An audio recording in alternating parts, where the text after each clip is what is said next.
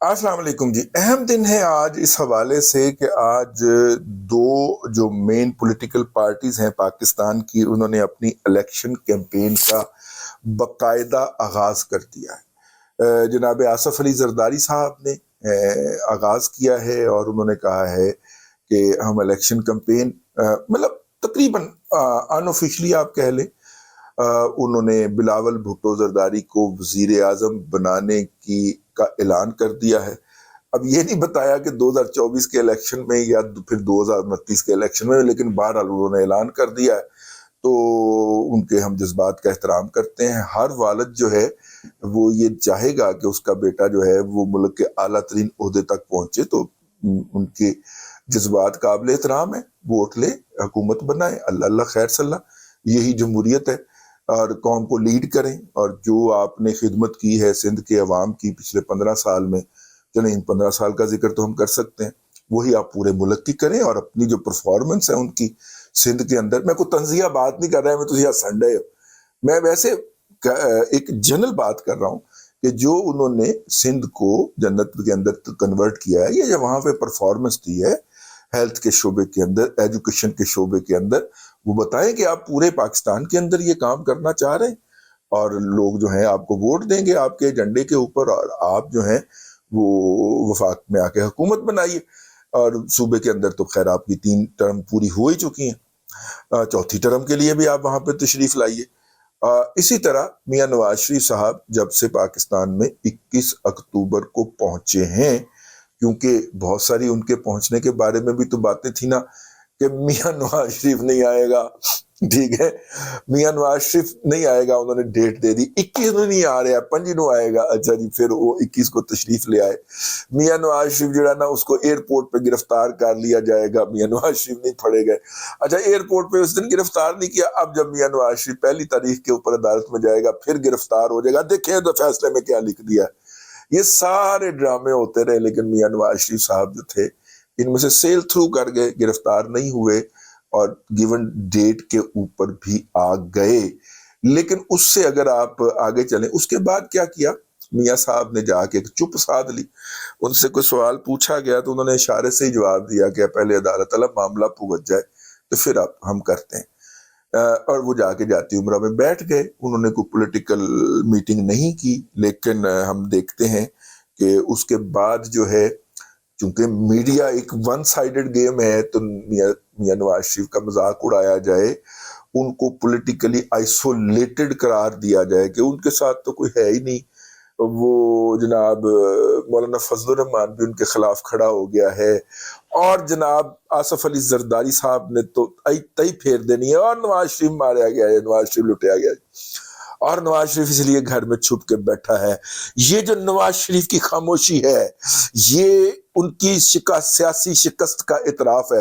यानी ये लोग तबसरा निगार जो के पीटीआई के दौर के अंदर मुख्तलिफ टेलीविजन चैनलों में ठोंसे गए हुए थे, वो ये तबसरे करते हुए नाबगा, मतलब क्या कहते हैं, दुरे नायाब किस्म के तबसरे करते हुए पाए गए कि चूंकि नवाज शरीफ आके चुप करके जाती उम्रा में छुप के बैठ गए हैं, तो ये नवाज शरीफ का बुनियादी तौर पे ऐलान शिकस्त, ठीक है।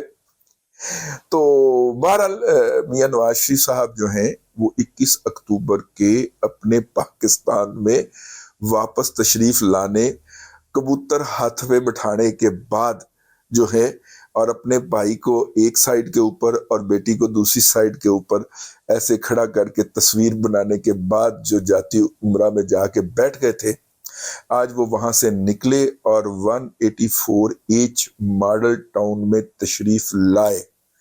और तशरीफ ला के उन्होंने वहां पे मुख्तलिफ लोगों से मुलाकातें की, स्टाफ से मिले, और जनाब जो है जो ऑफिस चला रही हैं इस वक्त बैरिस्टर अनुशे रहमान, यकीनन उनसे भी ब्रीफिंग ली होगी उन्होंने, क्योंकि वो सारे ऑफिस के मामलात को लेके चल रही हैं। तो वो सारे उन्होंने आज मामलात किए, यानी कि अनऑफिशियली आज उन्होंने अवाम को दर्शन दे दिया या अपनी इंतखाबी मुहिम का आगाज कर दिया। इस इंतखाबी मुहिम के आगाज के मौके के ऊपर जो वीडियो रिलीज हुई है उसमें अपना उन्होंने तो साथ हमेशा साए की तरह रहना होता है, जनाब इसहाक डार साहब ने रहना होता है, और उसके बाद जो है वो बाकी भी लोग ان کے ساتھ تھے، پارٹی کے سیکرٹری جنرل ہیں احسن اقبال صاحب، شہباز شریف صاحب، چھوٹے بھائی بھی نال سن، چھوٹے بھائی صاحب بھی ساتھ تھے، اور بھی جو ان کے قریب لوگ ہیں وہ تو تھے. لیکن اس میں جو ایک نئی بات تھی وہ یہ تھی بشیر میمن صاحب، وہ جو ڈی جی ایف آئی اے نہیں ہوتے تھے، وہ جن کے ڈی جی ایف آئی ہوتے میں چکیا گیا تھا، ٹھیک ہے، وہ بشیر میمن صاحب جو ہیں وہ ظاہر ہے وہ ریٹائرمنٹ ہو گئی ہوئی ہے، ان کا وہ ٹائم بھی پورا ہو چکا ہوا ہے جس کے بعد وہ سیاسی سرگرمیوں میں حصہ لے سکتے ہیں. تو وہ سیاسی سرگرمیوں میں وہ مطلب کہ کوارڈینیٹر بھی رہے، جو نواز شریف صاحب کی استقبالیہ کمیٹی بنی تھی اور ٹرینیں بھی بھر کے وہ کراچی سے لے کے آئے شرکت کرنے کے لیے. تو وہ جو ہیں ان کی ملاقات ہے، ان کی ملاقات کی ایکسکلوسیو تصویر بھی جاری کی گئی سوشل میڈیا کے اوپر. اور اس کا مطلب کیا ہے ان کی ملاقات؟ آپ کو شاید اس بات کا علم ہو کہ بشیر میمن صاحب جو ہیں ان کی جو زمینیں ہیں اندرون سندھ، اور جو کہ ان کی آبائی زمینیں ہیں والد صاحب کی طرف سے ملی ہیں، اور چونکہ والد صاحب بچپن میں ہی اللہ کے پاس چلے گئے تھے تو ان کی والدہ ان کو چھوٹے چھوٹوں کو پالا اور وہ زمینوں کی لک آفٹر کرتی رہی. تو وہ زمینیں جو ہیں وہ اس زمین سے ملحقہ ہیں جو کہ آصف علی زرداری صاحب کی زمین ہے، ٹھیک ہے. اور وہ جو ہیں وہ آج بھی تایا حاکم علی زرداری کہہ کے مخاطب کرتے ہیں. بشیر میمن صاحب سے اگر ملاقات ہو تو وہ ان کو اپنا انکل قرار دیتے ہیں، حاکم صاحب کو، بلاول کے دادا کو، آصف زرداری صاحب کے والد کو. تو ان کی زمینیں آپس میں ملی ہوئی ہیں، اور جو ہمسایوں کے حقوق ہوتے ہیں وہ بھی ادا ہوتے ہیں. اور بشیر میمن صاحب جو ہیں مطلب کہ ان کے بھائی جو ہیں میرا خیال الیکشن بھی لڑتے رہے ہیں، شاید کبھی جیتے بھی ہوں لیکن ہارے بھی ہیں تو رسپیکٹیبل طریقے سے 50-60 ہزار ووٹ لے کے ہارتے رہے. تو وہ جو ہیں وہ اندرون سندھ سے، اور سندھ میں پارٹیوں کی کمپوزیشن جو ہوتی ہے وہ بڑی عجیب و غریب ہوتی ہے نا، کہ آپ کو پارٹی کا سربراہ جو ہے وہ اندرون سندھ سے لینا ہوتا ہے، اور جو پارٹی پروونشل چیپٹر کی بات ہو رہی ہے لیکن کراچی کو بھی آپ مس نہیں کر سکتے، تو ساتھ میں پھر سیکرٹری جو ہے وہ آپ کراچی سے لگائیں گے. لیکن بہرحال ان کی بشیر میمن صاحب جو ہیں ان کو نا میاں صاحب کے ساتھ ان کی ملاقات کی ایکسکلوسیو تصویر اور فوٹیج جاری ہونا اس امر کی نشاندہی کر رہا ہے کہ اس دفعہ شاید میاں نواز شریف صاحب جو ہیں وہ سندھ کا رخ کر ہی لیں، کیونکہ پہلے تو ان پہ الزام لگتا ہے نا کہ ان کی زرداری صاحب کے ساتھ کوئی انڈرسٹینڈنگ ہے، کوئی معاہدہ ہے، کوئی ڈیل ہے، کہ زرداری صاحب کہتے ہیں میں پنجاب میں پیپلز پارٹی ریوائیو نہیں ہونے دوں گا اور آپ نے سندھ کا رخ نہیں کرنا. تو یہ انہوں نے اپنے جو راجواڑے ہیں وہ بانٹے ہوئے ہیں. لیکن اگر بشیر میمن صاحب کی ملاقات اہتمام کے ساتھ اس کی تصویر جاری ہوئی ہے تو یہ انڈیکیٹ کرتی ہے کہ میاں صاحب کی الیکشن مہم جو ہے وہ کدھر سے ہونے جا رہی ہے. لیکن پہلا جلسہ انہوں نے مانسہرہ میں ہی رکھا ہے، ٹھیک ہے.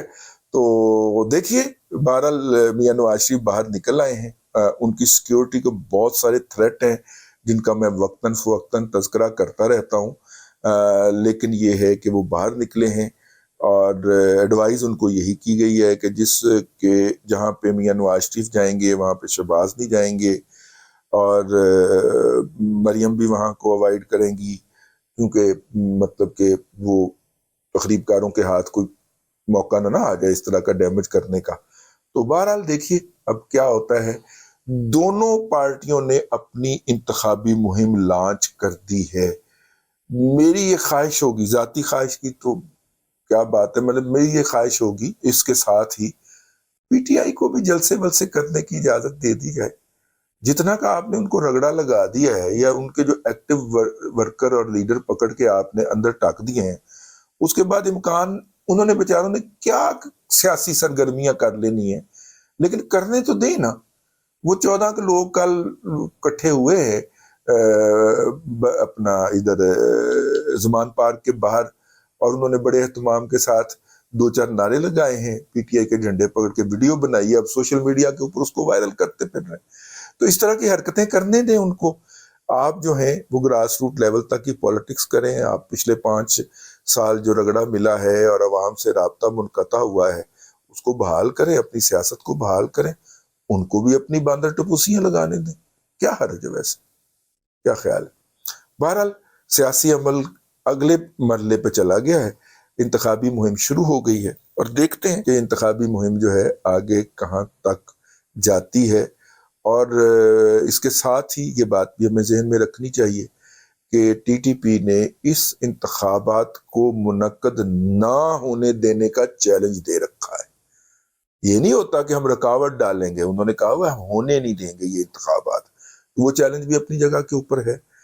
تو دیکھتے ہیں کہ ہمارے ادارے جو ہیں وہ پی ٹی آئی کو ہی رگڑا لگانے میں لگے رہتے ہیں یا اس چیلنج کو بھی سنجیدگی سے لیتے ہیں۔ اب تک کے لیے اتنا ہی، اگلے ولاگ کے اندر پھر حاضری ہوتی ہے۔ اللہ تبارک و تعالیٰ آپ کو آسانیاں عطا کرے اور آسانیاں خلق خدا میں تقسیم کرنے کی توفیق عطا کرے۔